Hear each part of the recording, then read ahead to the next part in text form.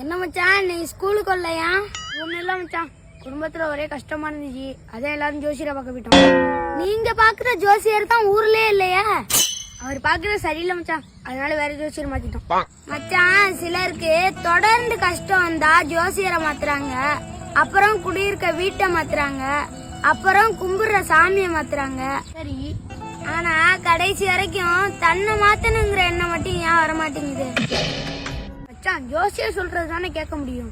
சரி, நீ ஜோசியர்கிட்ட போய் நீ ஜோசியம் பாக்குறதுனால உனக்கு காசு கிடைச்சிட போதா? இல்ல, காசு கொடுத்துட்டு தான் வரும். சரி, நீ ஜோசியம் பாக்குறதுனால உன் வாழ்க்கை எதுவும் மாறப்போதா? இல்ல இல்ல இல்ல, நீ என்னதான் ஜோசியம் பார்த்தாலும் உனக்கு என்ன நடக்கணுமோ அதுதான் நடக்கும், அது யாராலையும் மாத்த முடியாது.